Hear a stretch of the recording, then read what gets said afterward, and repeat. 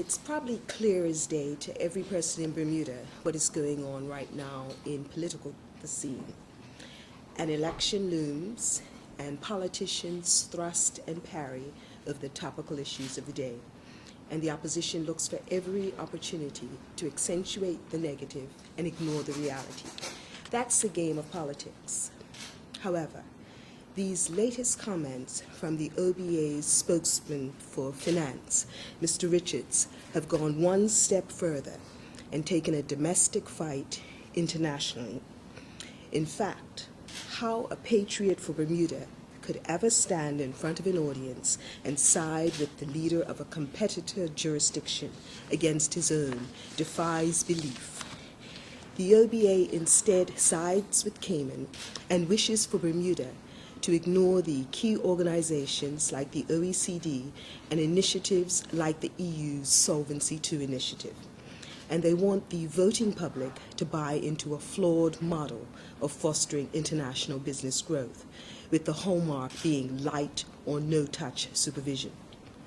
Bermuda's national interests should always come before partisan warfare, and these most recent utterances cause one to question how far the OBA is willing to go to score political points.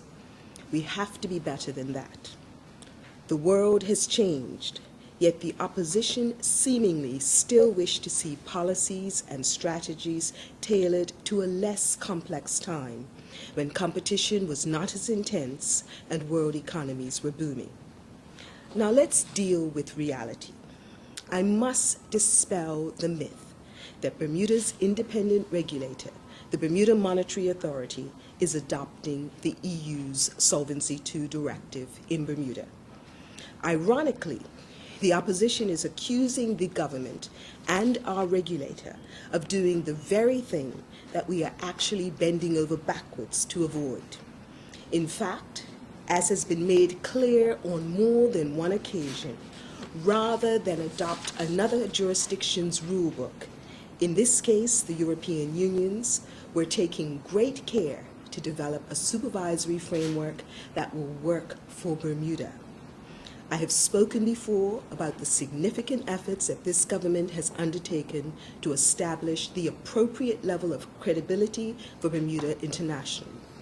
Bermuda has rebranded itself and is considered a world-class financial services center, ranking in the top tier of jurisdictions for financial services.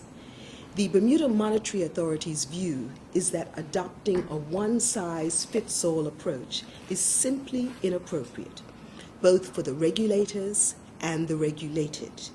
In this context, Bermuda has been very clear that while it seeks equivalence under the Solvency II directive for its large, internationally active insurers and reinsurers, this must be a practical form of equivalence. It must be one that is appropriate and relevant, and which works not just for Brussels, but also for Bermuda and the entire Bermuda market. And we should stress here that equivalent supervision is not the same as identical supervision. Bermuda recognizes that not all its regulated entities want to conduct business with or within Europe. However, for those who do wish to conduct business in Europe, this would mean an approved insurer in one participating European country wouldn't have to spend the time, energy, and money to seek a license in another.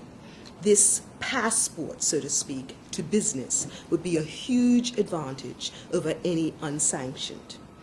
Accordingly, the Bermuda Monetary Authority has sought and been granted permission to segment its risk industry into large commercial entities which desire equivalence and those that do not.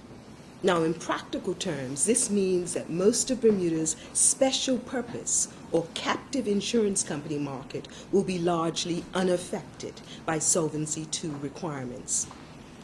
That is the end of the release in that regard.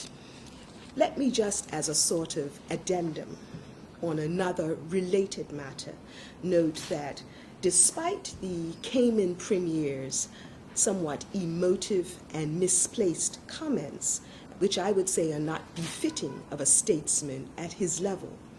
The University of the West Indies and the University College of Cayman has invited me to speak to the 50-50 Regional Conference on Surveying the Past, Mapping the Future. And in particular, I've been asked to talk about Bermuda's success story and the implications for the Caribbean. So it's interesting to note, and I just say that as a footnote for you,